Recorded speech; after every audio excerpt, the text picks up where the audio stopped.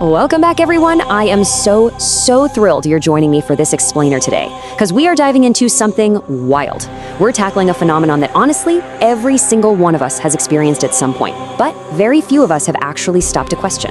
We're going to look at 4 deeply unsettling, completely real-life case studies that, well, they totally challenge how we understand reality, memory, and time itself. If you think you know what déjà vu is, I guarantee you, these first-hand accounts are going to make you rethink the whole shebang. So grab your focus, get comfortable, and let's unravel this thing together. Okay, so let's start with the basics. The standard scientific view of déjà vu paints it as a totally mundane, everyday occurrence. You know the feeling. It's that fleeting, bizarre sensation that you've lived through a specific, exact moment before.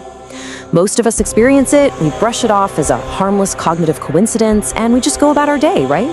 It's just a glitch in the brain, a quick little misfire of memory. Absolutely nothing to worry about. Or is it? Now, what's really interesting about this slide is how we contrast that safe, scientific assumption with the chilling possibilities we're investigating today. Because in the 4 cases we are about to look at, that sensation didn't just fade away, it escalated, big time. So we really have to ask, is it just a harmless misfire of the brain? Or could it actually be a desperate, life-saving warning? Could it be evidence of a repeating time loop? Or, get this, even proof of stacked timelines bleeding into one another? Well, let's look at the evidence. So that brings us to case number 1, Exhibit A, the bleeding timeline. This story comes from a young guy named Ryan, who back in 2017 was living with his roommate Nick in this dingy 3-story brick apartment building in central New Jersey. You know the kind of place, buzzing hallway lights, chipped paint, a super ordinary setting for a deeply extraordinary event.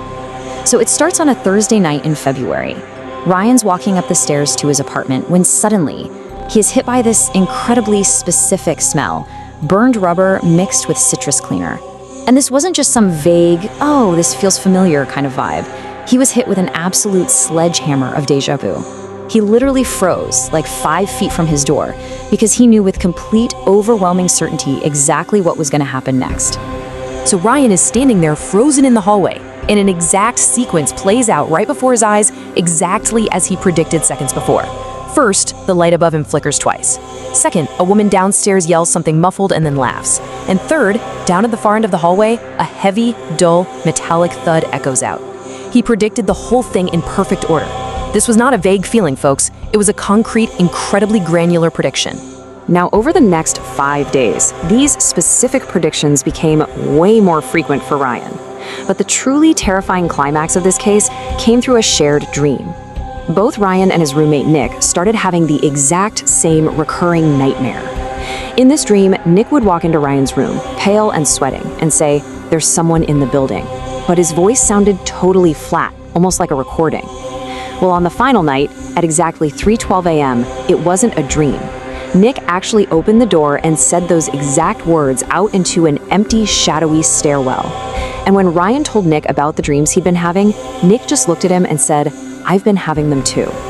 This brings us to Ryan's own terrifying hypothesis for what he actually experienced, which he calls the wallpaper theory. Ryan suspects that what we think of as memories might actually be our brains accessing stacked timelines, kind of like layers of old wallpaper. And occasionally, those layers just bleed into one another. He believes that specific dingy hallway in New Jersey was a weak point, literally a seam between 2 different versions of reality. To this day, even years later, he says he feels a strange physical tug whenever he drives past it, like he's being pulled back to make a decision he hasn't made yet in this version of his life. Moving right along, let's look at case number 2, Exhibit B, the house in the woods. This one takes us away from an apartment building and deep into nature. It's an October hike involving a different Ryan, he was 17 years old at the time, and his 19-year-old brother Chris. They decided to explore miles of deep woods near their small town to try and find this abandoned property they'd heard rumors about. Well, things got weird almost immediately. Ryan was walking down a trail he had absolutely never ever been on before, yet he was struck by a bizarrely intense familiarity. I mean, he was correctly anticipating specific landmarks before they even came into view, like a broken fence post and a thick tree with a huge hole in it.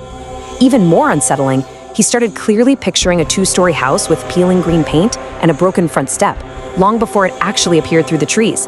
Their descent into absolute terror happened super fast. Step 1, they reach the house, and it is the exact greenhouse Ryan had pictured in his head, right down to the broken window and the dead vines. Uncanny, right? Step 2, they step inside this incredibly quiet, heavy-feeling house, and Ryan accidentally blurts out, "I remember being here before, and I remember a woman upstairs." And literally, just as he says it, they hear a soft creak from a floorboard directly above them. Step 3, Chris, totally thinking Ryan is just trying to spook him, insists on playing rock, paper, scissors to see who goes up. Chris wins, goes upstairs to prove it's empty. He checks the last room on the right, freezes, and screams at the top of his lungs, "Run." The two of them bolted into the woods, just completely gasping for air. When Ryan finally caught his breath and asked his brother what he actually saw up there, Chris described a woman standing completely still, staring out the window like a frozen statue with grayish blonde, shoulder-length hair. Chris has insisted for years, sworn up and down, that this was not a prank. He genuinely saw a woman up there, perfectly validating Ryan's hyper-specific, terrifying premonition.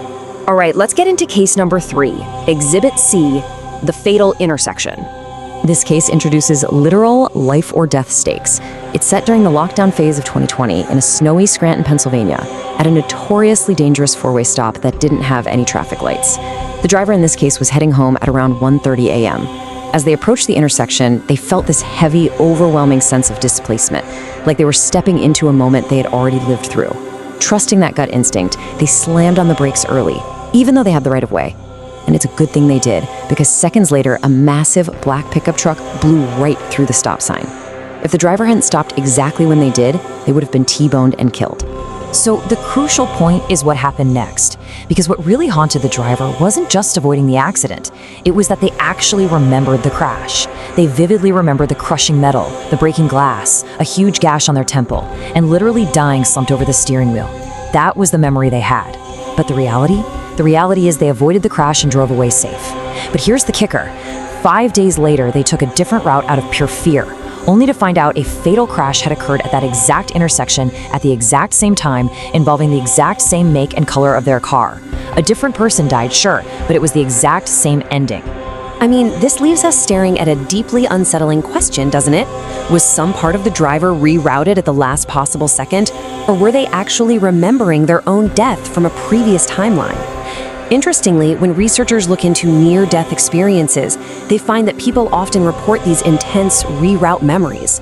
It leads to this terrifying theory that time isn't a straight line at all, but rather a constantly reloading loop. Which brings us to our final case. Case number 4, Exhibit D, the care home loop. This one is honestly perhaps the most chilling of them all. We are going to a long-term care facility in upstate New York. We're looking at an account involving an 87-year-old dementia patient named Miss Adelaide. She kept a faded photo by her bed of a young boy she called her grandson. Anyway, an IT worker doing overnight shifts encountered Miss Adelaide sitting completely upright in bed during his 2:15 a.m. rounds. She was humming this really eerie tune. When he asked if she needed anything, she looked dead at him and delivered this exact, almost scripts-like warning. "You already asked me that. You ask every night, but tonight is different. You should remember this part." And guys, he got the exact same response word for word the very next night. On the third night, at exactly 1:50 a.m., Miss Adelaide passed away in her sleep. Now, you might think this was just a case of nighttime confusion, right? But after she passed, that IT worker dug through the archived staff notes from years prior, and what he found was wild. He found entries proving she had a history of accurately predicting people's exact actions. For example, back in 2013, a nurse recorded Miss Adelaide saying, "I remember this version. You take your break at 3:07. You always do." The nurse looked down at their watch and it was exactly 3:07. She even knew new staff members' names before they ever introduced themselves. No way that's just a coincidence.